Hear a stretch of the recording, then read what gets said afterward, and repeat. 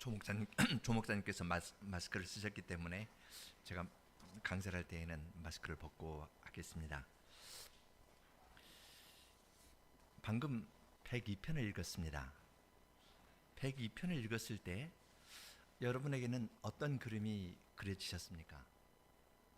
처음에 보면은 잠 못 자는 사람 이야기도 있고, 아이들은 참새 이야기, 부엉이 이야기, 당하수 이야기가 나오니까 새들이 우는구나, 그 이야기가 눈에 들어오겠죠?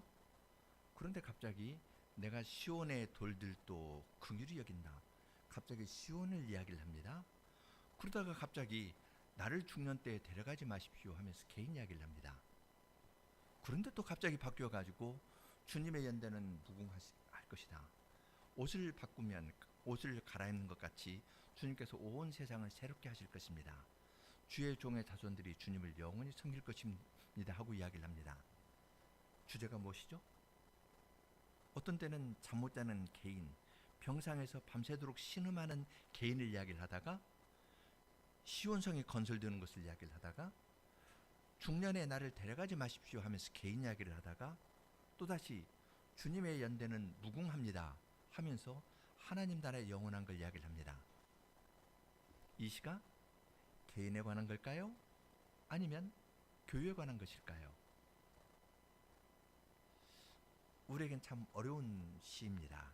특히 현대인들은 아주 개인주의적인 것에 익숙해 있기 때문에 내 문제가 해결되면 다 끝났다, 그렇게 생각할 텐데, 내 문제가 아니라 내 문제 이야기를 하다가 시온에 관한 이야기를 하고요, 내 문제에 관한 이야기를 하다가 주님께서 지으시는 나라의 영원함에 대해서 이야기를 합니다. 개인과 공동체, 이 두 가지가 왔다 갔다 하면서 우리의 마음을 돌아보게 합니다. 이 시는 지금 오늘은 여러분하고 함께 이 시를 읽어가면서 조금 더 느껴보려고 합니다. 아이들은 뭐 그림을 그리는데요, 너희들은 그림을 그릴 때 4장을 그려라. 4장을 그리는데, 첫 번째 부분은 뭐냐면 아파가지고 고통하는 사람, 두 번째는 시온의 성전을 짓는 사람, 세 번째는 중년에 그냥 아픈 사람, 한 40대, 30대, 40대 해가지고 힘 있는데 아픈 사람, 그리고 네 번째는 하나님께서 지으시는 새로운 세상. 4장 그려가지고 예배 끝나고 목사님 보여줘. 너희 이렇게 그리는 걸 보니까, 그렇게 해서 4장의 그림을 그리면 너희들은 오늘 강사를 굉장히 잘 이해한 거야. 알았지? 개인, 전체, 개인, 전체, 이렇게 움직이면서 이야기를 하는데요, 그것을 관통하는 핵심 주제가 무엇인지 생각하면서 읽으면 좋겠습니다. 여기에서 강조하는 건 기도입니다. 처음에 고난 당하는 자가 낙담하였을 때 자기 사정을 여호와께 쏟는 기도, 이 표제어라고 하는데요, 이건 기도다. 어떤 때냐면 고난 당한 어떤 사람이 자기 사정을 하나님께 쏟는 기도다, 그렇게 이야기를 합니다. 제목을 그렇게 붙여놨어요. 1절에서도 여호와 주님 저의 기도를 들어주십시오 그랬습니다. 그리고 17절에서도 그분은 헐벗은 이들의 기도로 향하시고 그들의 기도를 멸시하지 않기 때문이라고 이야기를 합니다. 기도를 중심으로 이 시편을 고라는 뜻입니다. 자, 그러면 1절부터 11절까지 이 시인이 이야기하는 것을 한번 같이 교독을 하겠습니다. 제가 1절, 여러분이 2절, 제가 홀수, 여러분이 짝수 하는 식으로 제가 사역한 것을 읽겠습니다. 여호와 주님, 저의 기도를 들어주시고 저의 부르짖음이 주님께 이르게 하여 주십시오.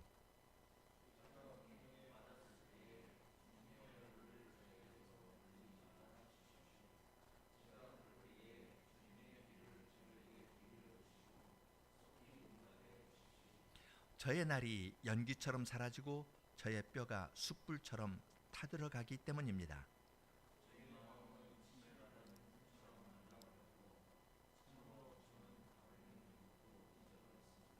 저의 탄식 소리 때문에 저의 뼈가 저의 살과 붙어버렸습니다.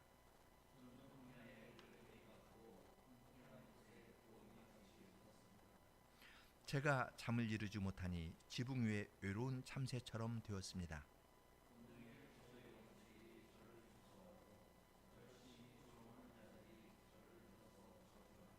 제가 재를 양식같이 먹으며 눈물 섞인 음료를 마시기 때문입니다.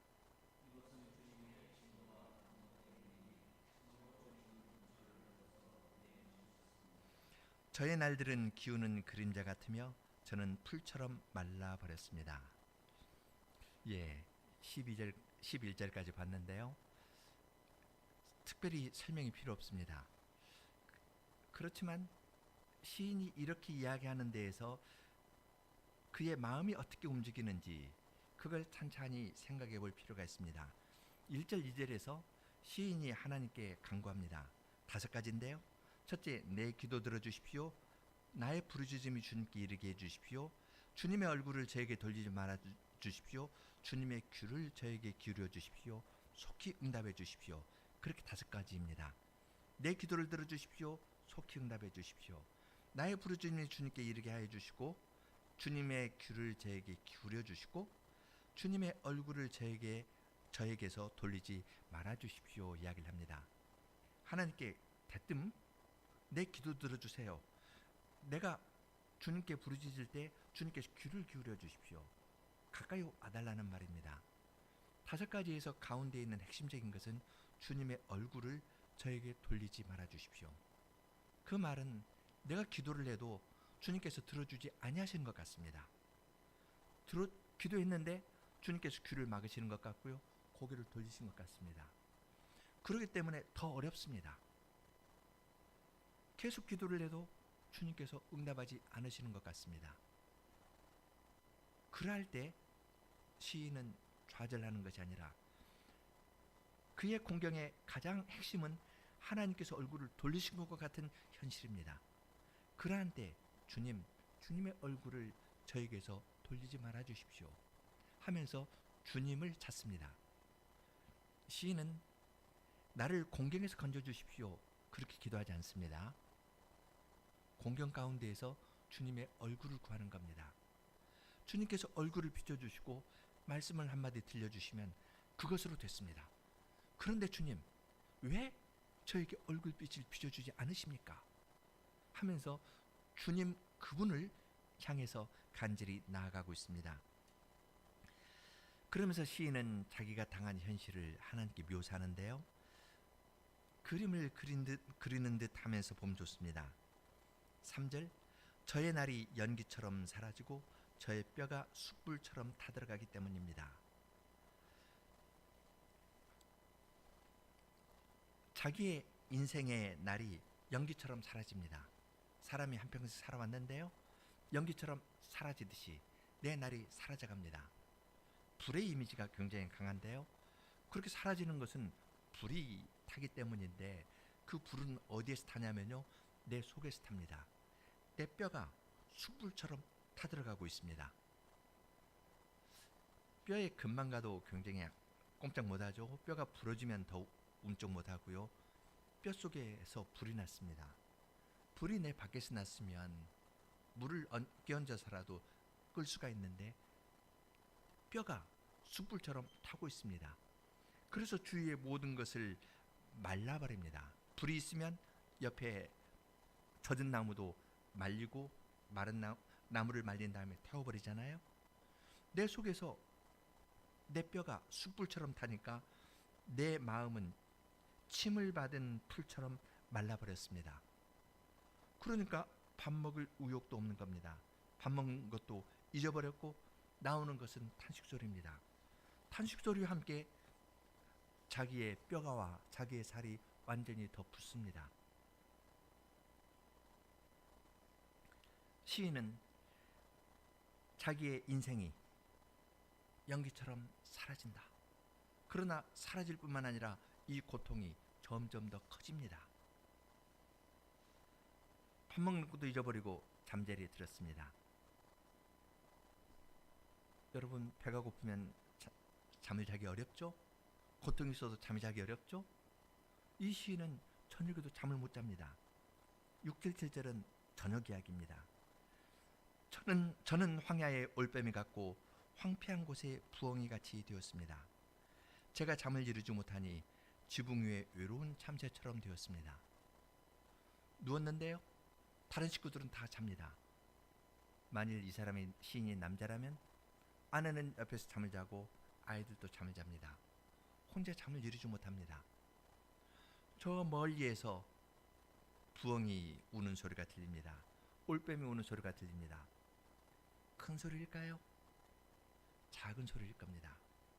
멀리에서 들리는 부엉 부엉 하는 그 소리가 들립니다.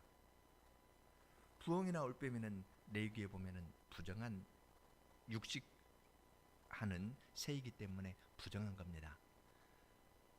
부정하다고 해서 이스라엘 백성들이 쫓아낸 멀리하는 그러한 광야의 부엉이나 올빼미 소리에서 공감을 느낍니다. 나는 거룩한 땅에 내 자리가 없고 부정한 곳에 있는 저 새들, 그것이 잠 못 이루는 시인과 교감을 하고 있습니다. 새벽이 되어갈 때 참새가 울기 시작합니다. 새들은 해가 뜨기 전에 한 30분 전쯤 되면은 해가 뜰 때 이제 가장 먼저 깨가지고 이렇게 지저귀지 않습니까? 밤새 잠을 못 이뤘습니다. 나를 홀딱 샜는데요. 새벽에 참새가 울부짖습니다. 참새의 소리를 듣는데 이 참새를 이야기할 때 지붕 위에 외로운 참새라고 표현합니다. 참새는 떼를 지어 다니는 새 아닙니까? 참새는 떼를 지어 다닙니다. 그래서 참새 잡으려면 그물을 딱 해서 이쪽으로 몰면은 뚝 하다가 잡을 수 있잖아요. 그런데 여기에 있는 이 참새는 지붕 위에 있는 외로운 참새입니다. 같은 집안에 있지만 이건 상징적입니다. 같은 집안에 있지만 다른 식구들이 나의 어려움을 알지 못합니다.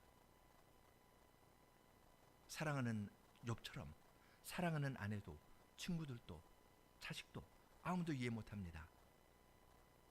때에서 아무하고도 교감할 수 없고 같은 집에 있지만은 지붕 밑에 집안 한켠에 밀려나가지고 거기에서 울부짖는 그러한 참새의 모습에서 자신의 모습을 발견합니다. 이제 날이 밝았습니다. 그래서 사람을 만납니다. 그런데 그 사람들은 온종일 그를 조롱합니다. 저를 심히 조롱하는 자들이 자기를 들어서 조롱한다고 이야기합니다. 자기를 들어서 조롱한다는 말은 하나님을 믿는다더니 저 사람이 이렇게 됐구나. 아주 잘못된 사람의 대표적인 예로 그 사람을 드는 겁니다. 그래서 누가 마음에 들지 않으면 너 누구처럼 되어라 하는데 너 저 시인처럼 되라고 이야기하는 겁니다. 시인은 욥처럼 가장 하나님에게 침을 받은 대표적인 사람으로 하나님의 경건을 가장했지만 하나님의 계명을 어긴 사람처럼 욥의 세 친구들이 욥에게 그렇게 이야기를 하지 않았습니까? 그런 것처럼 이 시인을 들어가지고 너 저 시인 같이 들래? 하면서 시인을 들어가지고 사람들이 저주를 합니다.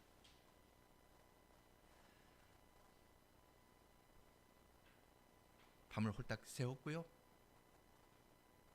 사람들을 만났는데 만난 사람에게서 조롱의 말을 듣습니다.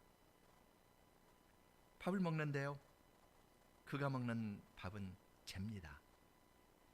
재. 그의 뼈가 속에서 수처럼 탔고요. 그의 날은 연기처럼 날아갑니다. 남아있는 것은 재입니다. 자기 인생의 모든 것이 허사로 되어버린 그 현실을 시인은 받아들여야 됩니다. 밥을 먹는다는 이미지를 가지고 시인은 자기는 재를 먹는다. 자기 인생의 모든 것 다 황폐게 된 이것을 대면하고 이걸 받아들여야 되는 자기의 모습을 이야기를 합니다. 재를 먹으면 팍팍하죠. 밥을 먹을 때 그 밥맛이 없으면 밥알 씹는 것이 돌 씹는 것 같다 그랬는데요. 이 시인은 밥을 먹는데 이것이 죄를 먹는 것 같습니다. 그래서 음료를 마십니다. 물을 마시는데 짭짤합니다. 왜냐하면 나도 알지 못하는 사이에 눈물이 입으로 먼저 들어갔기 때문입니다. 나는 눈물 섞인 음료를 마십니다. 내 인생의 날이 연기처럼 날아가고 속에는 고통이 있고 가족도 이해를 못하고 사회에서 만나는 사람들도 나를 들어서 저주하고 이제 나는 황폐하게 된 이 현실에서 죄처럼 된 이 현실을 직면하고 이것을 받아들여야 됩니다. 내 인생은 끝난 것 같습니다. 끝났을 때 더 나아가서 내가 먼저 끝내고 싶은 생각이 들기도 합니다. 인생이 뭔가? 바로 이 순간에 작은 전환이 이루어집니다. 10절 이것은 주님의 진노와 분노 때문이니 참으로 주님은 저를 들어서 내던지셨습니다. 자기가 당하는 이 어려움을 시인은 주님의 진노와 분노 때문이라고 이야기를 합니다. 지금 시인이 당하는 것은 친구의 조롱입니다. 친구가 조롱하고 거짓으로 조롱하고 그렇게 이야기를 합니다. 나를 들어서 저주의 말을 할 때 아니라고 항변할 수 있습니다. 그러나 시인은 그러한 시도를 전혀 하지 않습니다. 넘어져도 하나님을 향해서 넘어집니다. 주님의 진노와 분노 때문에 내가 이런 고통을 당합니다. 진노, 분노, 이것도 불의 이미지가 있거든요. 주님이 강렬하게 쏟는 그 불 때문에 내 속에서도 타고 내 날이 연기처럼 되고 나의 삶은 재처럼 되었다. 그렇게 이야기를 하는 겁니다. 시인은 자기의 어려운 것을 주님께서 나를 들어서 던지셨다고 이야기를 합니다. 나는 이 정도 아프면요 서 있을 수도 없고 누워 있어야 됩니다. 누워 있는 사람 침대에서 탁 밀기만 해도 떨어져 가지고 골절상 입을 텐데요. 이 정도가 아닙니다. 주님께서 나를 들어서 높이 들어 가지고 던져버립니다. 높이 들어 가지고 땅에 맺혀버리는 겁니다. 주님께서 나를 들어서 나를 높이 들어 가지고 땅에 맺혀버렸습니다. 나를 던져버렸습니다. 주님의 진노와 분노 때문에 내가 이런 일 당합니다 하면서 굉장한 고통 가운데에서도 이것을 다른 사람에게 돌리지 않고 주님께 향합니다. 여기에서 들어서 던진다는 말은 성경 다른 데 보면은 바벨론 포로로 끌려가는 것을 이 말을 썼습니다. 하나님께서 이스라엘 백성을 가나안 땅에서 뽑아가지고 들어서 바벨론으로 던졌다. 그래서 이건 뒤에 포로 생활 이미지하고 서로 연결되는 겁니다. 하나님께 피하면서 시인이 또 고백하는 것이 있습니다. 저의 날들은 기우는 그림자 같으며 저는 풀처럼 말라버립니다. 기우는 그림자. 우리가 도시에 살기 때문에 기우는 그림자라는 말이 주는 이미지를 잘 모르는데요.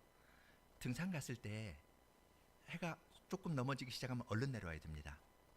왜냐하면 해가 지는 건 굉장히 빠르거든요. 금방 순식간입니다. 옛날 전기가 없던 시절 길 가다가 기우는 그림자, 정오에는 자기 그림자 못 보죠. 그런데 조금 하면 기울고 그 다음에 그림자가 길게 기울어지면은 길게 가다가 사그러집니다. 그림자가 길게 기울어져서 길게 되면은 곧 어둠이 오거든요. 불이 없던 시대를 생각해 보십시오. 이 시인이 이 시를 쓸 때에는 전기불이 없던 시대거든요. 낮이 좋고 저녁이 되면 아이들도 그냥 자야 됩니다. 자연의 시간에 맞춰 가지고 자야 됐던 그런 시절 이야기입니다. 기우는 그림자. 그림자가 기우는 것 싫어 가지고 밤이 오는 것 싫어 가지고 문을 닫으면 그림자가 안 들어오고 어둠이 안 들어오나요? 문을 닫으면 그 안에 전기가 없던 그 시절에는 더 어둠이 빨리 올 겁니다. 그림자가 한번 기울어졌다 하면은 이제 끝난 겁니다.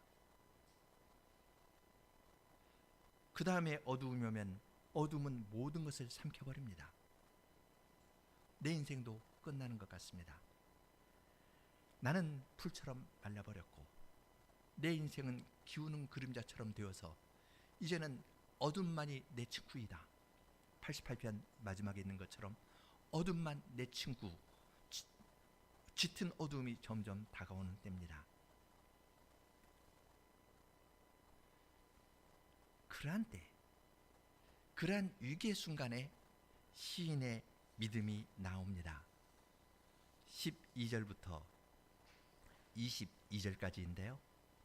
12절에서 큰 전환이 이루어집니다. 그러나 주님 하면서 하는 건데요. 12절부터 22절까지 도독을 하겠습니다. 12절 여러분 차례입니다.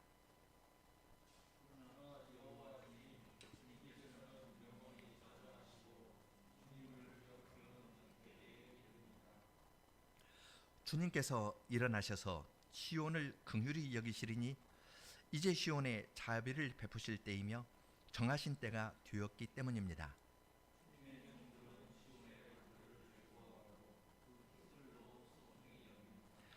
민족들이 여호와의 이름을, 땅의 모든 왕들이 주님의 영광을 경외할 것입니다.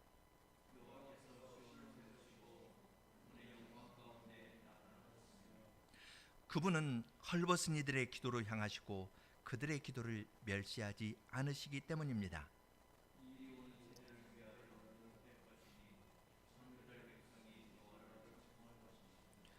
여호와께서 그분의 높은 성소에서 내려다보시고 하늘에서 땅을 굽어보시니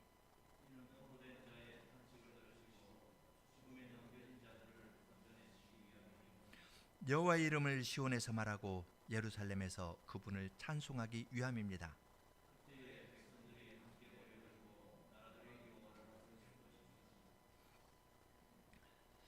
자기의 인생이 끝났다. 나의 날은 연기처럼 날아가고 나는 기우는 그림자처럼 되었고 이제는 어두움밖에 남은 것이 없다 하는 그 순간에 시인은 하나님을 봅니다. 그래서 그러나 여호와 주님 하면서 나는 이 땅에서 사그러지지만 주님의 영원하심을 생각합니다.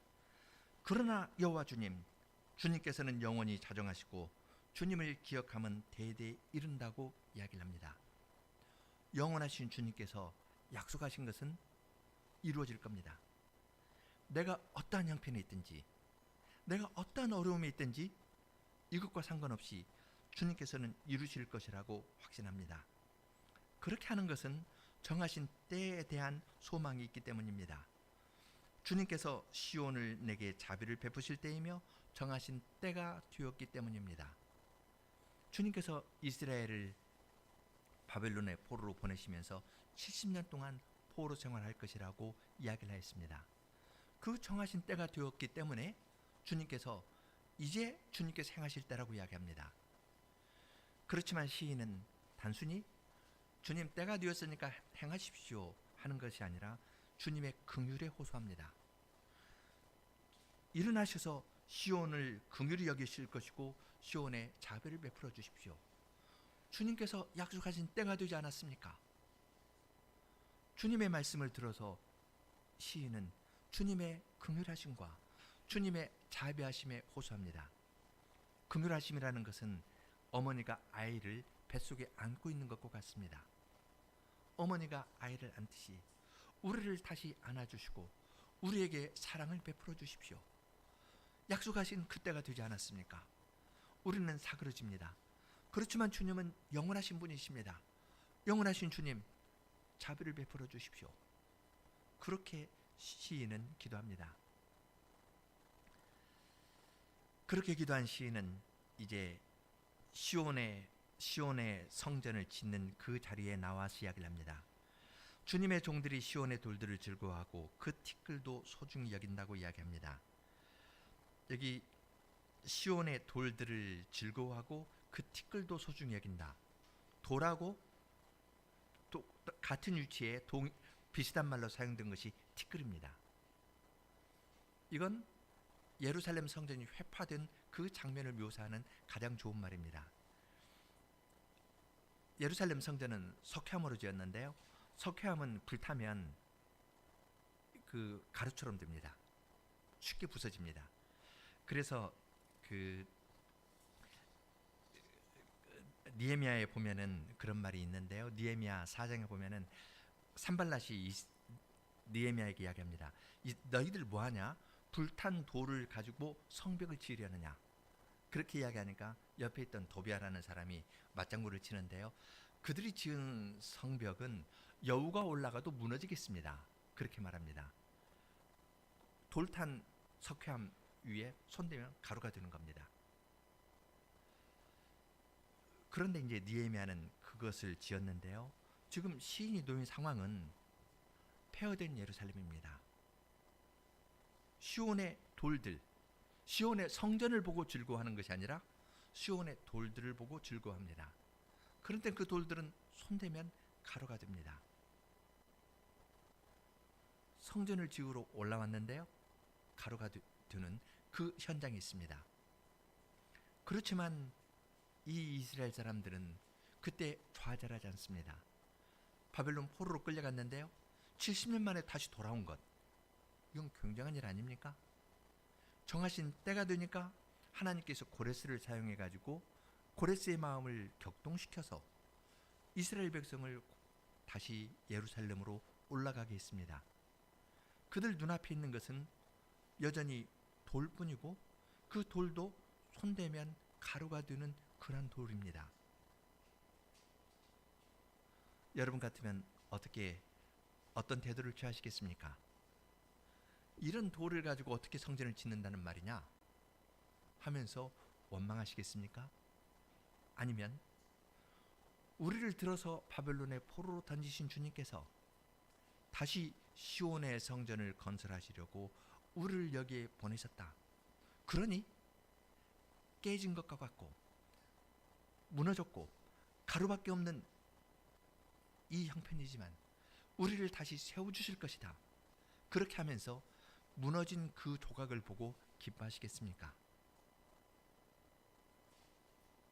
시인은 그 자리에 왔을 때 시온의 돌들을 보고도 그들은 즐거워하고 그 티끌도 소중히 여겼습니다.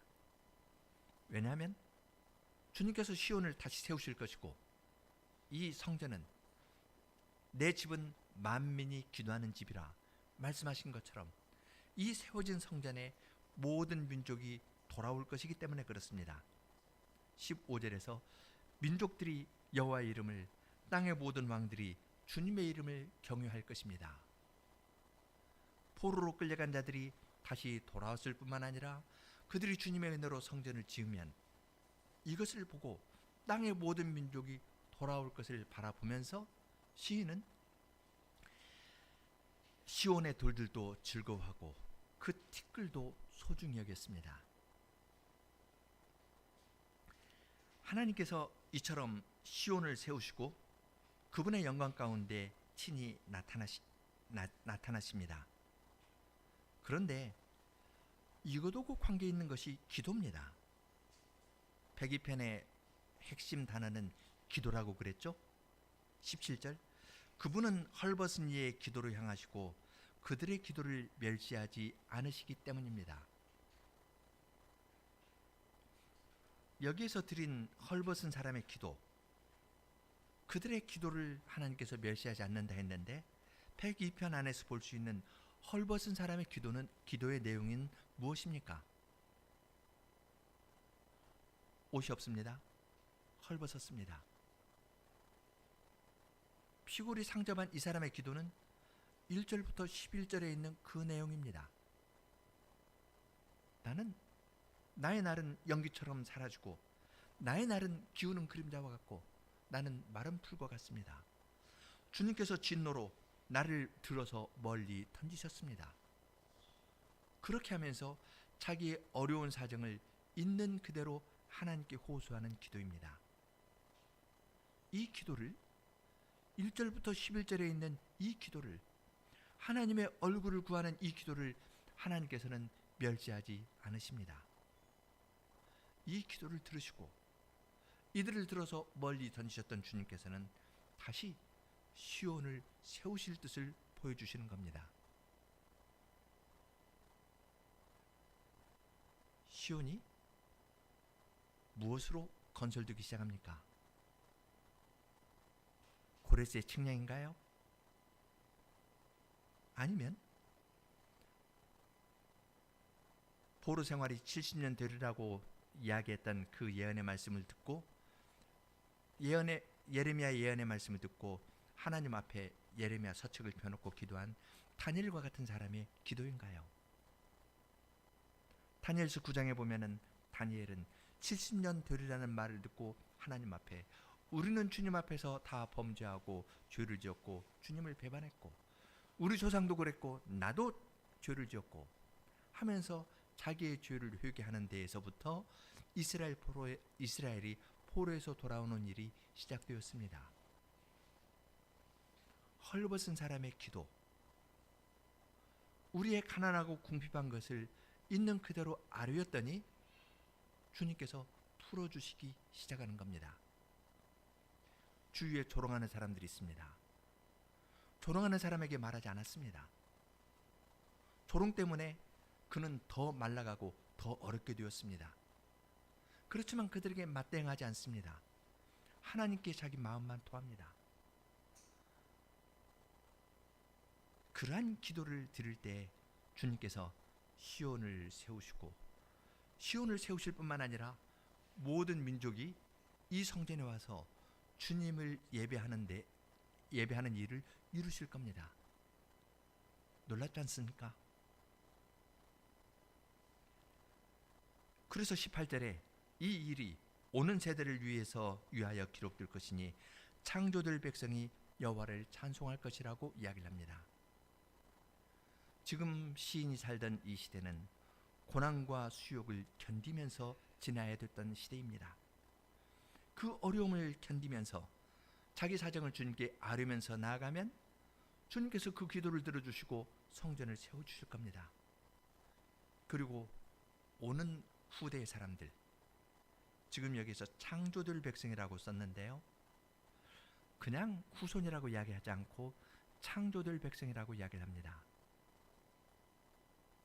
창조될 백성, 하나님이 새로 지으시는 백성들이 이 기도의 뜻을 알고 하나님을 찬송하는 데 이를 것이라고 말합니다. 왜냐하면 극한 어려움에 처해 있을 때요, 그리고 주위에서 온갖 조롱의 말을 들을 때 그들을 향해서 말하지 않고 하나님께만 말할 수 있는 사람 찾아볼 수 있겠습니까? 사람으로서는 불가능합니다. 유일한 길이 있습니다. 하나님께서 창조한 사람입니다. 하나님께서 창조한 사람은 하나님을 향합니다. 극한 어려움 가운데에서도 그 어려움을 다른 사람 탓하지 않습니다. 자기는 지붕 위에 외로운 잠새처럼 집안에서 외톨이가 되었어도 집안의 누구에게 향하지 않습니다. 하나님에 의해서 창조함을 받은 사람은 하나님께 향합니다. 그 기도를 하나님께서는 귀하게 보시는 겁니다. 19절에서 21절은 그 기도에 대해서 조금 더 이야기를 합니다. 하나님께서 그분의 높은 성수에서 내려다보시고 하늘에서 땅을 굽어보시리니, 이건 기도의 응답입니다. 2절에 주의 얼굴을 저에게서 돌리지 말아 주십시오. 어려운 가운데서 시인은 하나님의 얼굴을 구했지 어려운 문제 풀어달라고 구하지 않았습니다. 주님의 얼굴을 구하니까 하나님께서는 높은 데에서 굽어보십니다. 귀를 기울여 주십니다. 목적을 이야기를 하는데요, 첫째, 포로된 자의 탄식을 들으시고 죽음에 넘긴 자들을 건져내시기 위함이라고 이야기합니다. 포로로 끌려간 상황에서 하나님께 기도하는데 하나님께서 들어주시고 죽음에 넘겨진 자들, 나의 날은 기우는 그림자와 같다. 나의 날은 연기처럼 사라진다. 나는 풀처럼 말라버렸다 하는 것은 죽음에 넘겨진 자들의 고백입니다. 나는 죽었다는 겁니다. 오직 어둠만 내 친구라고 고백할 수밖에 없는 이러한 상황에 있는데, 그렇게 죽음에 넘겨진 자들, 이러한 자들을 주님께서 구원해내시려고 하늘에서 굽어보신다고 이야기를 합니다. 어려운 가운데에서 하나님께 구하지 않는 사람은 이런 은혜를 못 받을 겁니다. 항상 다른 사람을 이야기하는 사람은 이런 은혜를 받지 못할 겁니다. 그렇지만 주님께서 낮추셨으면 낮추신 것을 있는 그대로, 아무런 변명 없이 있는 그대로 인정하면 하나님께서 그를 구원해 주시겠다 약속해 주십니다. 그런데 시인의 기도는 그 이상입니다. 21절, 그분의 이름을 시온에서 말하고 예루살렘에서 그분을 찬송하기 위함입니다. 다시 한번 생각해 보십시오. 주님께서 기도를 들어주셨고 포로된 사람, 죽음에 넘겨진 자들을 건져내시기 위해서 기도를 들어주셨다. 됐습니다. 그런데 또 다른 목적은 21절입니다. 여호와의 이름을 시온에서 말하고 예루살렘에서 그분을 찬송하기 위함입니다. 여호와의 이름을 시온에서 말하고 예루살렘에서 여호와의 이름을 찬송하는 것,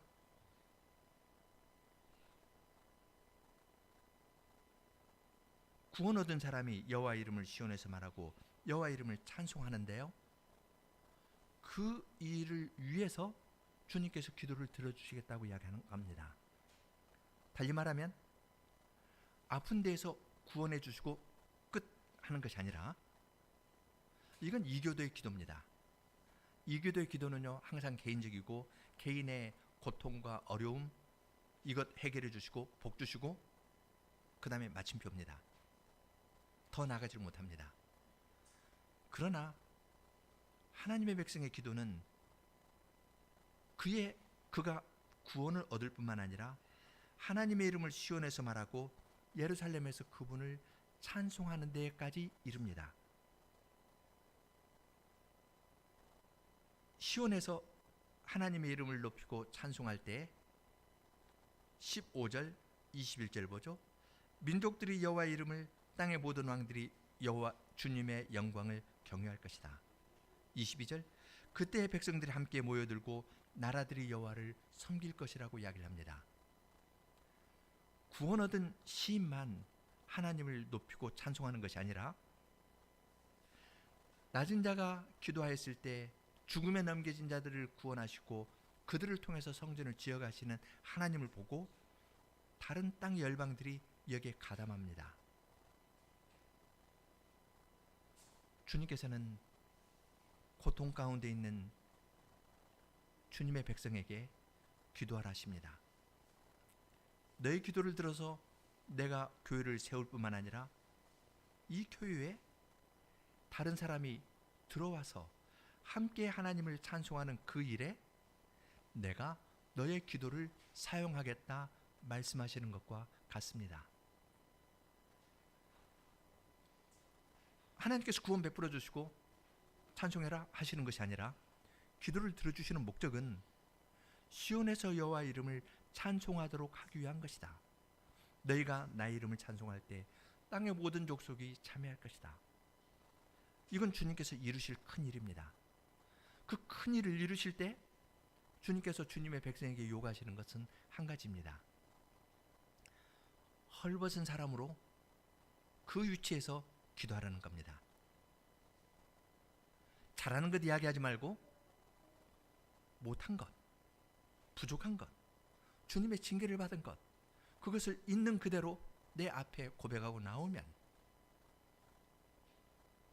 내가 너를 세워줄 뿐만 아니라 다른 사람도 함께 세워주겠다 말씀하시는 것과 같습니다.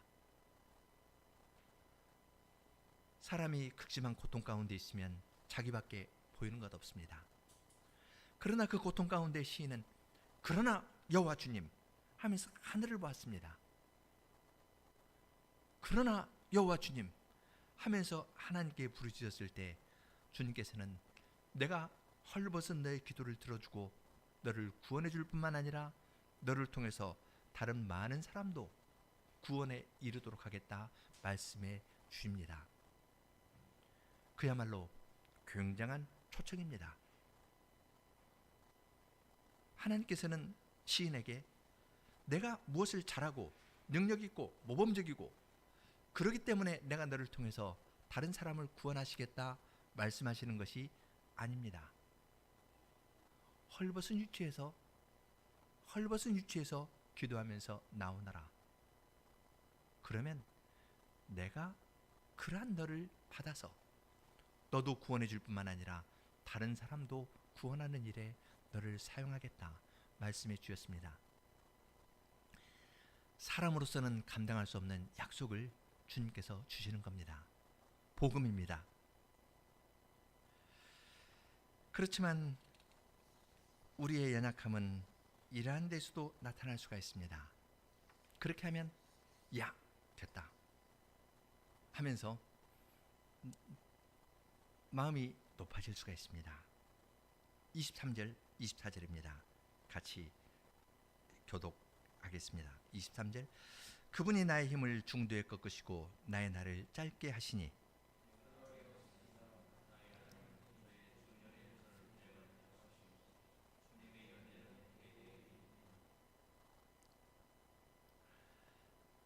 시인은 주님의 약속 앞에서 다시 자기의 처지를 고백합니다.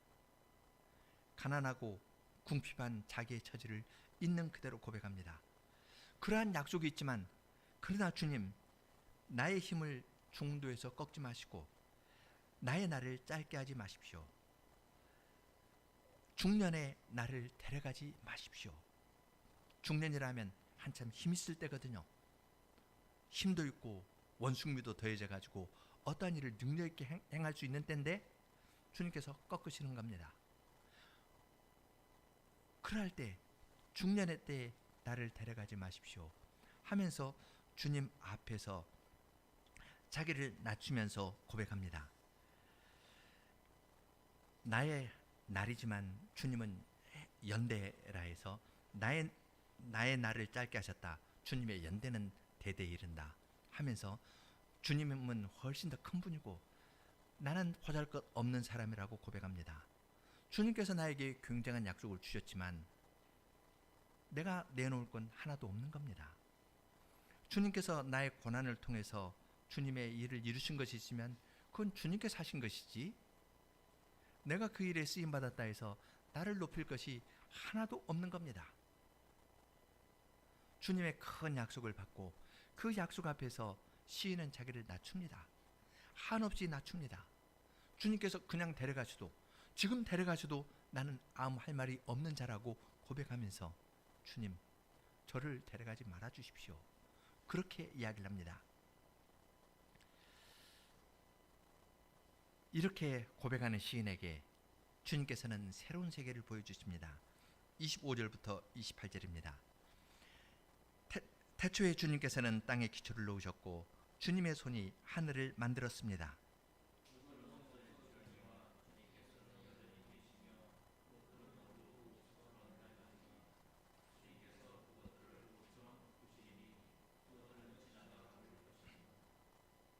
그러나 주님은 언제나 같으신 분, 주님의 연대는 다함이 없습니다.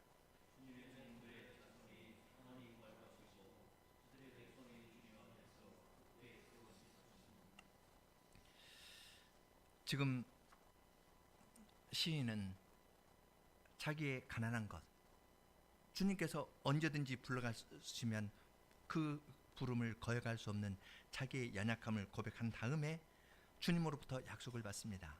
이 주님은 태초에 땅에 기초를 놓으신 분, 그리고 이 세상은 다 없어질 것이지만 주님은 어제나 오늘이나 영원토록 동일하고 여전한 분이시고 이 세상은 옷처럼 낡아지지만 주님께서 다시 새하늘과 새 땅으로 만드실 그 날을 소망하였습니다.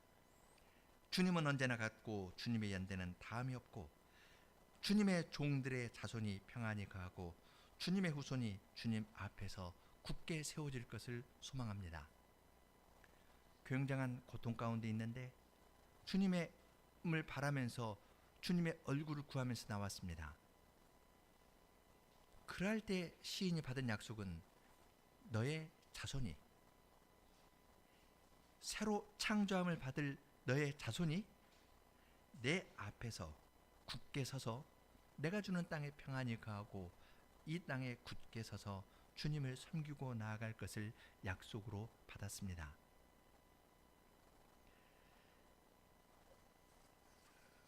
102편의 마지막 구절은 히브리서 1장에 인용됩니다. 히브리서 1장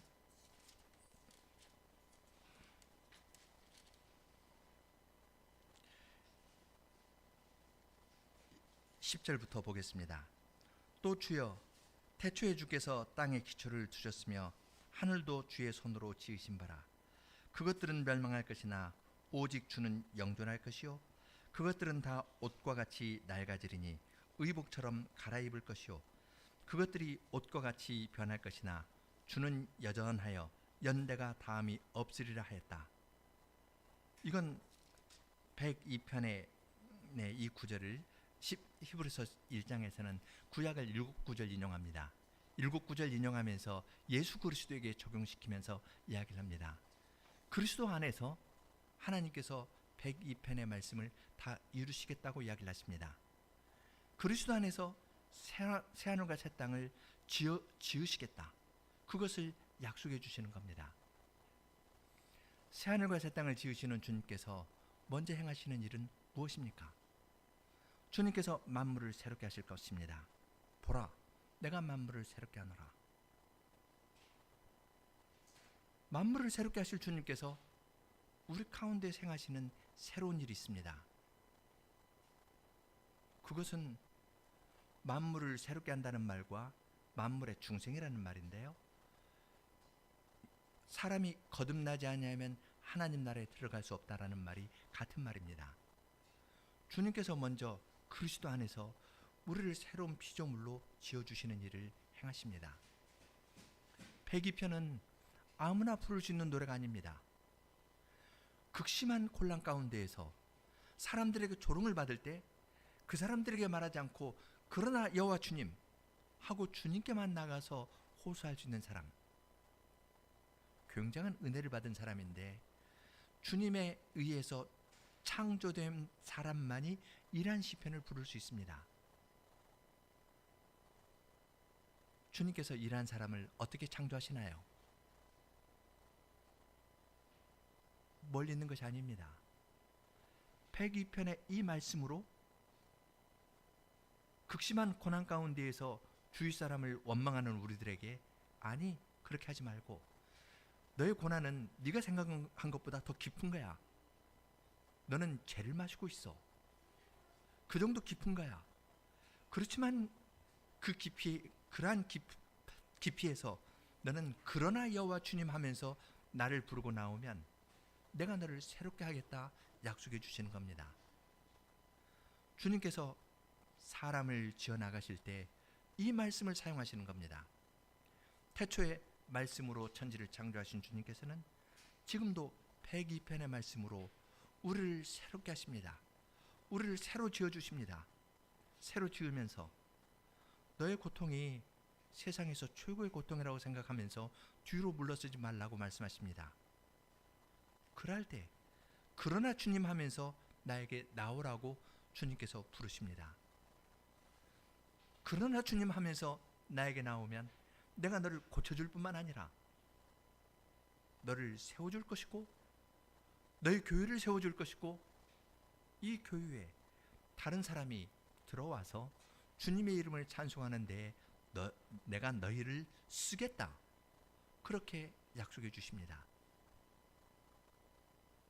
히브리서 기자는 102편을 그리스도에게 적용해서 가르쳤습니다.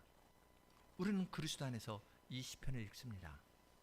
그리스도의 말씀으로 성신으로 새롭게 된 자로서 이 시편을 읽습니다. 그렇기 때문에 우리는 이 그리스도 안에서 굉장한 확신을 가질 수 있습니다. 우리의 현실은 아주 어렵습니다. 주님께서 들어서 던지셨다 할 만큼 IRC나 IRPC의 교회 형편은 어렵고 몇 년 갑니다. 이러한 때 주님께서 우리에게 요구하시는 것은 무엇이겠습니까?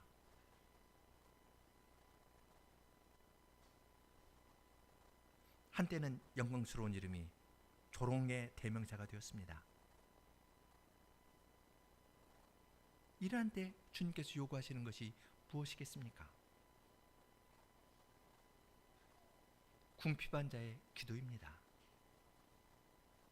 있는 그대로 기도하면서 나아가면 주님께서는 이러한 말씀으로 우리를 새로 지어주실 겁니다.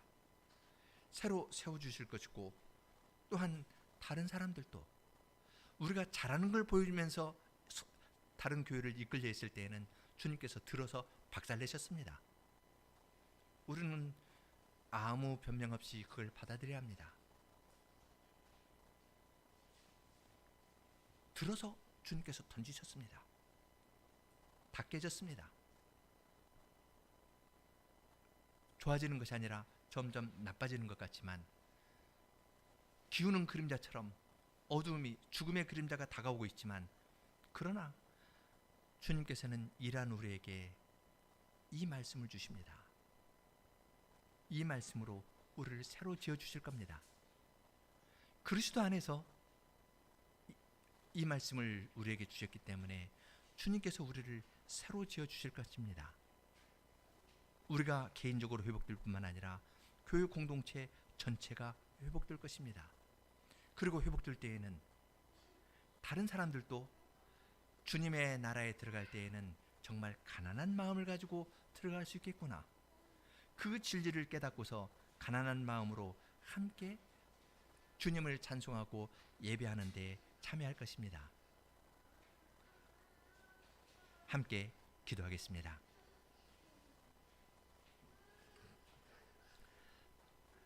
하늘에 계신 거룩하신 하나님, 주님께서는 하늘에 계시지만은 이 땅에 있는 주님의 백성들에게 102편의 말씀과 같은 말씀을 주셔서 이 말씀으로 저희로 하여금 기도하면서 주님 앞에 나오도록 인도하여 주십니다.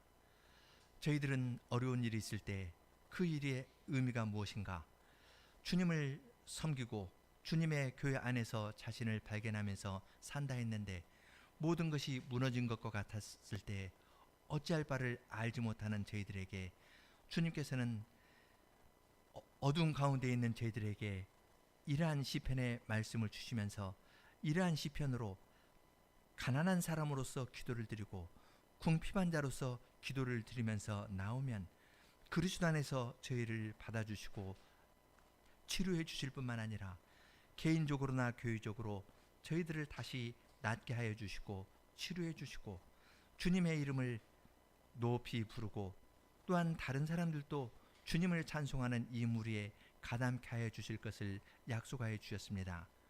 이러한 약속이 저희들에게 있사오니 저희들로 하여금 이러한 주님의 말씀을 겸손한 태도로 다 받아들이게 하여 주시고, 이러한 말씀을 주하로 읊조리면서 가난한 자의 기도를 주님께 올려드리고 이 기도의 응답을 받으면서 살아가는 저희들이 다 될 수 있도록 은혜를 허락하여 주시옵소서. 세종개혁교회를 주님께서 이곳에 세워주셨사오니 주님께서 이 교회에 당한 현실도 굽어 살펴주시고 교우들이 한 마음으로 가난한 자의 기도를 주님께 드리면서 나아갈 때에 주님께서 힘을 주시고 다시 세워주시는 것을 개인적으로나 교회적으로 함께 맛보면서 나아갈 수 있게 하여 주시옵소서. 가난한 심정으로 주님께 겸손히 기도하는 주님의 이름 없는 무명의 성도들의 기도를 주님께서 하감하여 주시고 저희들을 회복시켜 주시기를 구합니다. 예수님 이름으로 기도합니다. 아멘.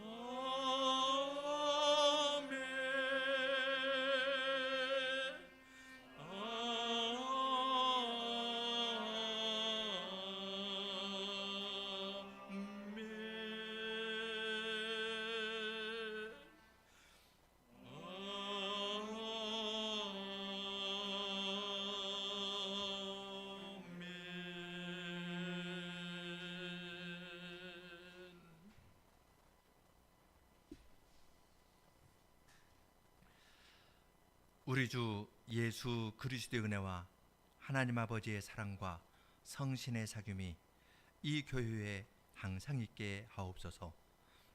아멘.